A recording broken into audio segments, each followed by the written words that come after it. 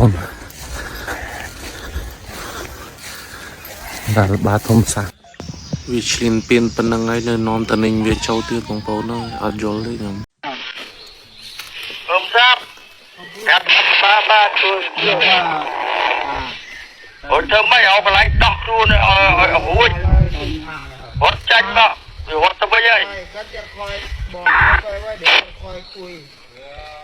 chanh mà có ba bánh hót chanh mà còn hót chanh mà qua đây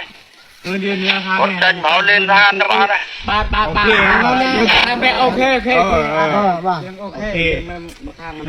trong ban đấy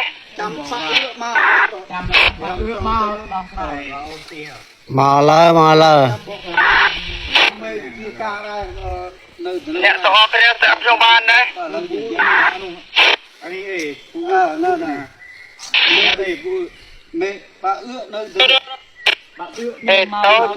tôi khu hà con dương nấu à con không dương á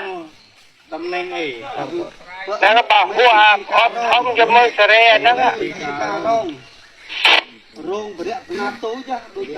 lý sơn có ba dân là su ở đây chứ thì vừa dân hôn như thôi ở chứ lý sơn hốt chân mà kẻ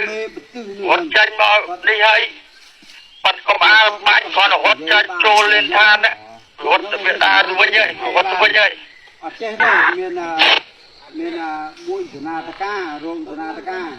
chậm chưa có ba bánh nhá còn qua đây chơi đây cái bữa thao hốt chân xe tiếp theo mau đấy hốt chân luôn ai chân năng này không rồi vậy là sáng ngày đi pi rồi mà pi rồi mà xong rồi mình họcอันนี้เดี๋ยวแปลเดี๋ยวใจเย็น รู้มาถูก แปลบอกเขาว่าข้อตกลงก่อนหน้านี้ไม่ใช่แบบนี้บอกเขาไป แต่ก่อนที่คุยที่นี่หนูเกิดตกลงเมียนยังแก้อะไรบ้างแปลเอาไม่ต้องรีบแปล บ้านมัดไปยิงไม่บ้านมัดยิงมัดหน้าบ้านมัดนั่งเนาะคุยยิงเนี่ยก็ถ้าเดี๋ยวคุยที่เนี่ยตะกี้ตะกอนนะ ไปเล่นตัว เดี๋ยว ไป มัน เล่ ยั น ง ตัว เจ๊เต้ไม่ยังเนี่ยมือข้ามเรื่องนั้นไม่ได้ข้างนั่งไงเรื่องนั้นไม่ได้ข้างแต่ยังมาได้บางไงจูเลือดดำมาได้จังตัดใจมาตัดสายมือไม่เข้า แปล โปรดมองที่เขาเหม็น โอเค เดี๋ยว อะไร เอาแปลมึงแปลมา ได้เจ็ดได้ นั่นไงจังหวัดเอายังจำไม่มาว่าตายได้คิดว่าครับอายุคนละครึ่งครับ เรียบโจ้กำลังตักใบเนี่ยรุ่นใช้หมดทั้งหมด เดี๋ยวนายมาจะมาคุยกันว่าข้อตกลงเปิดดูข้อตกลงที่คุยกับสไลด์ดิสวันไหน โจ้เปิลมาคุยเนี่ยมาคุยที่นี่แหละเนี่ยตรงนู้นน่ะเป็นจุดที่จะไปพบกันโดยที่ไม่มีอาวุธแต่ตรงนี้ต้องไม่ถืออาวุธเข้ามาต้องไม่มีปืนเข้าใจไหม ถ้าตั้งไงนี่มันเอากันอันนี้เรื่องหม้ออะไรกันหม้อนู่นกันหม้อด้านที่นู่นนั่นเนี่ยบ้านซูมาซูพี่มุ่นนะ ไอ้โจ้ข้างนุ่มไปก็การบ้านข้างนุ่มไปการกับเพลิงบ้าน ของไทย ฮะ ให้เลยกันบ้าน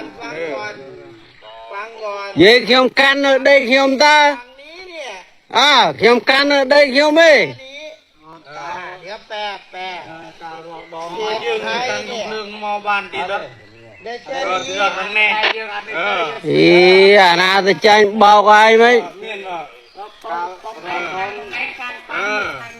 con punya kan mati punya tak mau thầm đi bị ăn chỉ vỡเดี๋ยวเอาข้อตกลงข้อ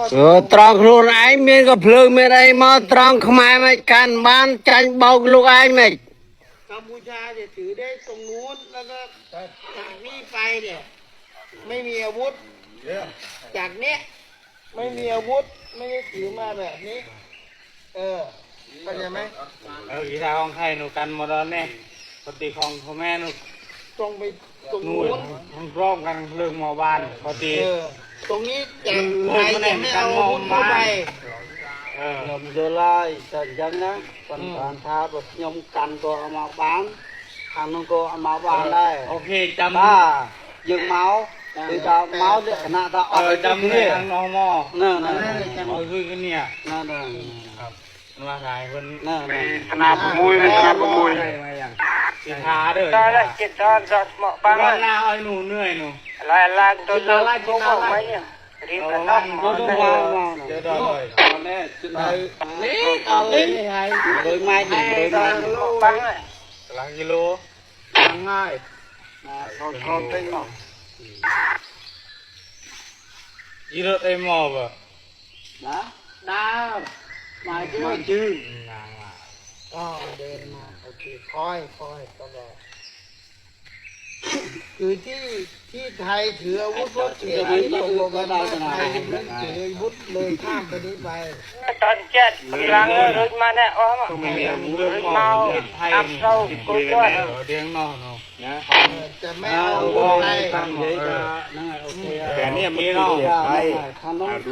ទៅគាត់តាមមកធម្មតាយកអានេះមកទេ แต่อันนี้กัมพูชาจะไม่ถือมาดิถึงรู้ มีใครบ้างแต่ยังទៅទៅមកខាងយកមកខាងមក นี่เอามือนี่เอามือ ดูรูป ทำไมผมยังไม่รู้ นี่ ผมจะมาพี่มด เนี่ย เนี่ยด้วยแกระพุทธคือมา เนี่ยผมเป็นคนมาคุย អាពីមុនផ្សេងពីមុនផ្សេងហ្នឹងហើយពីមុនផ្សេងទេពីមុនផ្សេងម៉ោងនេះគឺត្រៀមប្រយុទ្ធរហូតចាំមើលមកសិន จุดที่ไปคุยกันมันอยู่ตรงนี้เนี่ยตรงโน้น ชีวันខ្ញុំសូមបូជាជូនជាតិខ្មែរធាតជូនពុកម៉ែក្តីស្នេហ៍ទុំជូនសង្សារកើតជាកូនប្រុសមានឈាមសូវ័នមិនខ្លាចមរណារៀងសាពុំផែនខែមរា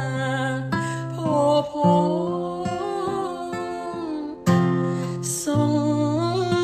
សារអើយអូនសែនកំសត់គ្រាដើរបងប្រន់ថែពុកម៉ែបងផងកុំឲ្យកូនឈរមកទ្វារចាំបងព្រោះក្នុងបេះដូងបងវិលជួបជុំវិញហើយ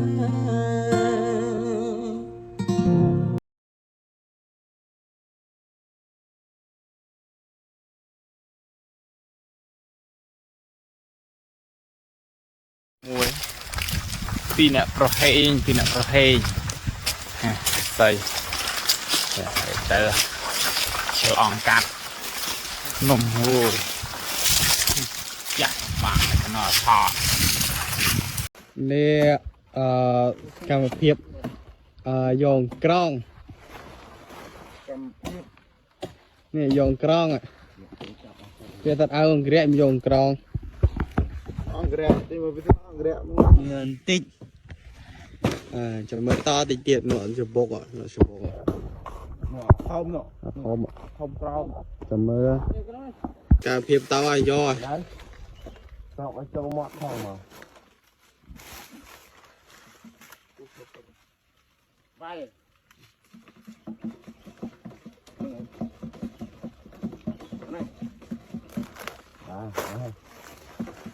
ចេញចាំ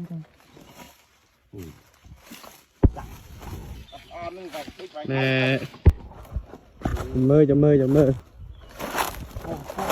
ណែលពងនេះមេอะไรเมน មេធ្វើមកកូនចាំខ្លែមិនចាំពីយ៉ាង មេធ្វើសាច់ផ្លែមសាច់មាន់នេះឲ្យបើកម្រម Lì ai mấy nhá